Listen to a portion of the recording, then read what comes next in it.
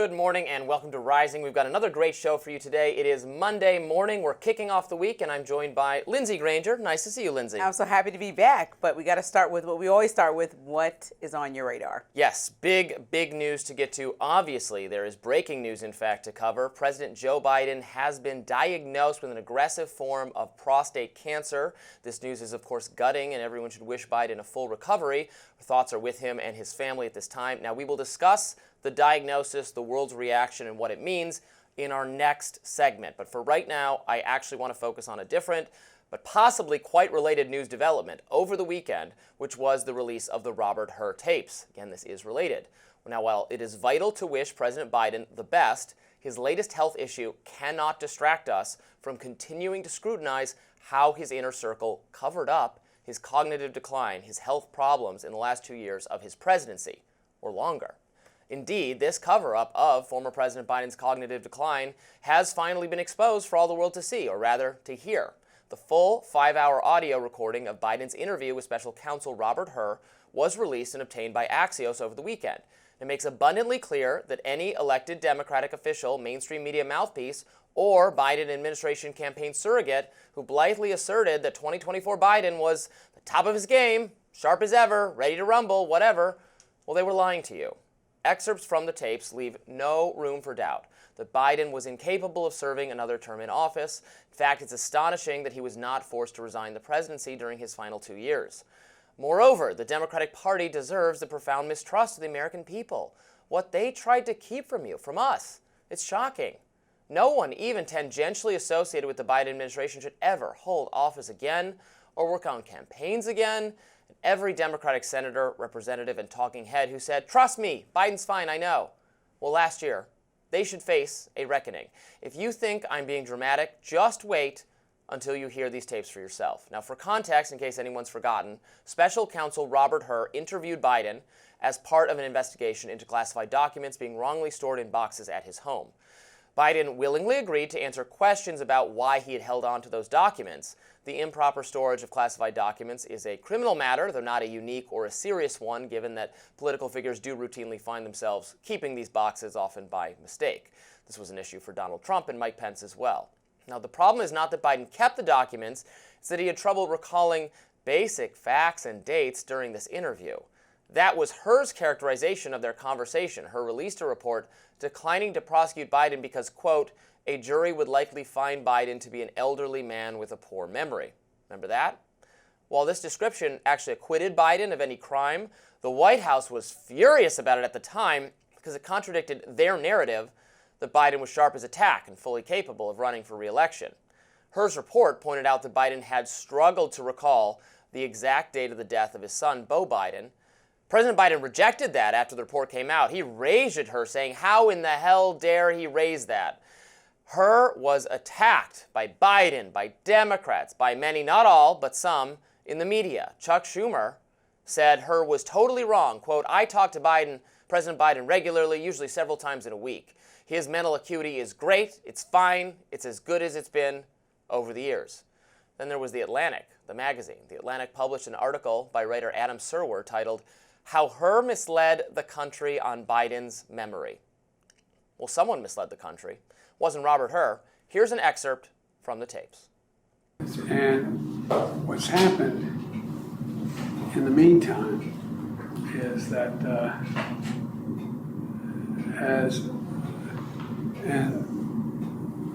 Trump gets elected in November of 2017? 2016.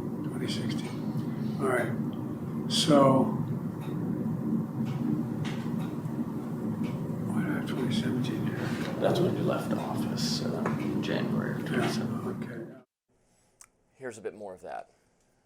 But that's when Trump gets sworn in. Right. January. Right. Correct. Okay. Yeah. Correct.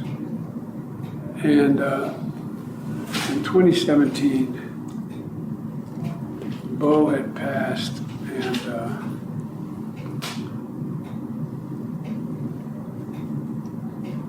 this is personal. To be clear, that was Biden attempting to answer a question about why he had kept certain documents. It's difficult to provide an overview of this answer which was rambling and went on for 5 minutes, but Biden is inarguably confused about the year that Beau died. Not just the month or the date, whether it coincided with his initial run for president, his decision not to challenge Hillary Clinton for the nomination, or his choice to eventually run against Trump. Now, more worryingly, he has trouble staying focused entirely.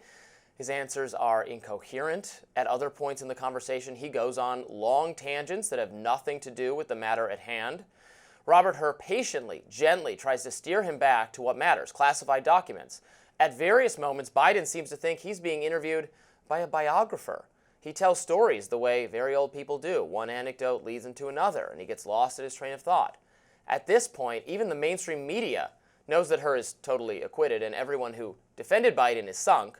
Quote, "For his part, Mr. Hur is generous and professional, hardly the political villain that the White House made him out to be after his report was released." That is according to the New York Times. Quote, "He gently and repeatedly tries to refocus the president on the storage of classified documents. At times he sounds almost like a grandson trying to get accurate information from an elderly relative, trying to prompt his memory with photos and reminders of the timeline. Even so, there is so much that Mr. Biden can no longer recall." And Lindsay, I don't want to beat up on Joe Biden. I want to treat him with dignity, and obviously he's going through something very difficult right now, him and his family, and we will discuss that more in our next segment. But the fact is that he ran for re-election. If the Democrats had their way, he would be the president now for another 3 years, 4 years, and that matters. We need to discuss and continue to evaluate how the decision was made that he should run for re-election, the awareness that people around him had about his declining mental, physical, health-related capacities, and why the media wasn't able to get hold of that story. These tapes shocked me. And remember how they treated this man, Robert Hur. He was attacked. He was accused of election interference by Democrats because of the way he characterized this conversation. The way he characterized this conversation, now that I've heard it, was gentle, in my view. I mean, this is definitely a major bombshell within the Democratic Party. Hindsight is 20/20, but so is foresight. I disagree with you vehemently when we talked about this, that all Democrats knew. I do understand now, since the last week since I've seen you, that multiple stories have come out showing that more people maybe knew than I assumed. I also understand that there was a rigorous intent to protect him by even people that weren't top Democrats. So maybe some of these people who actually said they didn't have the foresight to see this coming were part of that, the people in the party that were blocked from getting access, real access to Biden when he was in moments like this, which we know was a 5-hour conversation. So the first hour he may be a little solid. He was making jokes, talking about Jill Biden and having a little fun. And then you saw as he got into it, he started to lose his memory on key things about family and life. I do think that the cost that they underestimated as a Democratic Party was the empathy that the American public would have had if Biden, who went in not as the strongest orator, he went in as the safe option, as the establishment candidate that everyone knew, would have decidedly been a one-term president.